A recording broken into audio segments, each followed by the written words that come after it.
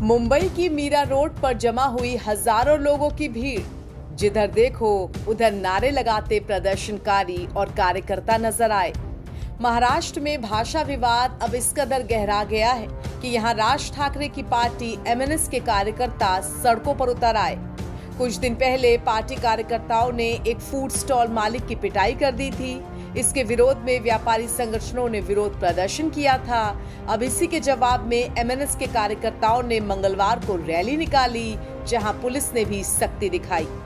मुंबई के उपनगरीय इलाके मीरा भाईंदर में महाराष्ट्र नवनिर्माण सेना यानी एमएनएस के कार्यकर्ताओं ने मराठी भाषा के समर्थन में एक बड़ा प्रदर्शन किया। प्रदर्शन ओम शांति चौक से मीरा रोड चौक तक निकाला गया।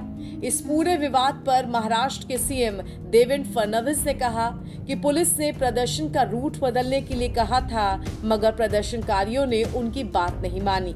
पुलिस ने पहले बिना अनुमति प्रदर्शन करने पर कई कार्यकर्ताओं को हिरासत में लिया था, लेकिन बाद में मार्च निकालने की अनुमति दे भी दी गई थी। महाराष्ट्र में किसी भी मोर्चे को इजाजत है, ये लोकतांत्रिक राज्य है। कोई भी मोर्चा निकालना चाहे तो परमिशन लेकर निकाल सकता है, लेकिन जब कोई परमिशन लेता है तो उसका रूट किस प्रकार से होना चाहिए। अगर रूट में कई ट्रैफिक के प्रॉब्लम्स है, अगर रूट में कोई ऐसी जगह है कि जहां पर स्टैम्पिड जैसी अवस्था हो सकती है, कुछ ऐसी चीजें होगी तो पुलिस रूट चेंज करने को कहती है। तो मैंने जब पुलिस कमिश्नर से पूछा तो पुलिस कमिश्नर ने मुझे कहा कि हमने उनको रूट चेंज करने के लिए कहा था, लेकिन वो एडamant थे कि हमको ये रूट लेना है, इसलिए पुलिस ने उसको नकारा है। प्रयोगशाला के तौर पर देखा जा रहा है क्या? मीरा रोड जो है, जो राजनीति की नई प्रयोगशाला के तौर पर देखा जा रहा है। देखिए, मुझे ऐसा लगता है कि मैं महाराष्ट्र के मिजाज को जानता हूं। महाराष्ट्र का मिजाज ऐसा है कि इस प्रकार के प्रयोग यहां चलेंगे नहीं। जो मराठी आदमी है वो बड़े दिल का है, क्योंकि भारत पर जब आक्रमण हुआ तो मराठी आदमी ने केवल महाराष्ट्र का विचार नहीं किया, पूरे भारत का विचार किया। इसलिए मराठी आदमी कभी छोटा सोच नहीं सकता, कभी संकुचित सोच नहीं सकता। इसलिए कोई प्रयोग करने की कोशिश भी करे तो नहीं हो पाएगा। उधर प्रदर्शनकारियों ने दावा किया कि मराठी समाज को लगातार उपेक्षित किया जा रहा है। प्रदर्शन स्थल पर बड़ी संख्या में पुलिस बल तैनात था।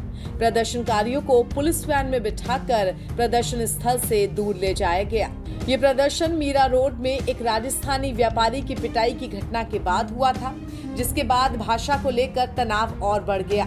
पुलिस का भी कहना है कि इस घटना के बाद सतर्कता बढ़ाई गई है। इसमें हम लोगों ने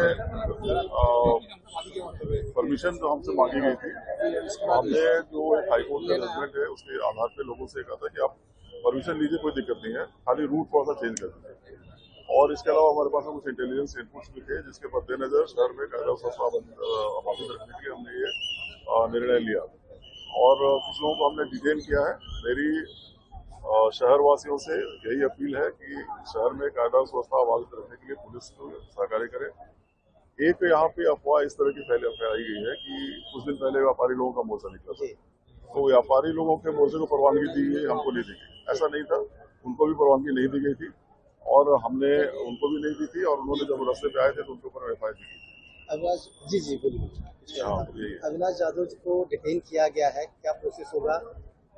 मोर्चा खत्म होने तक उनको हिरासत में रखा जाएगा? कुछ लोगों को हमने डिटेन किया है और कब तक है उसका निर्णय हम लोग लेंगे। तो यहाँ पे जो मोर्चा का आयोजन किया गया था, तो उसके बारे में हम लोगों ने परवाना नहीं देने का कारण था। इसी चौराहे पे कुछ दिन पहले एक घटना हुई थी, जिस घटना के कारण अपराध दर्ज है और कानूनी कार्रवाई की जा रही है। उसके बावजूद यहीं से मोर्चा निकालना ये सही नहीं था। उसके लिए उन्होंने यदि कोई दूसरी जगह से और सही रूट से कोई उनका आंदोलन होता था तो उसके बारे में हम लोग सोच विचार कर सकते थे। अभी तक कितने लोगों पर कार्रवाई की गई है और ये लोग नहीं मान रहे, इसके लिए पुलिस और क्या प्रोटेक्शन देगी? हम पूरी तरह से सतर्क है और जो कानूनन कार्रवाई है वो कार्रवाई कर रहे हैं। यहाँ पे कानून व्यवस्था कायम रखने के लिए जो कदम उठाना जरूरी है वो सभी सही कदम पुलिस दल उठा रही है।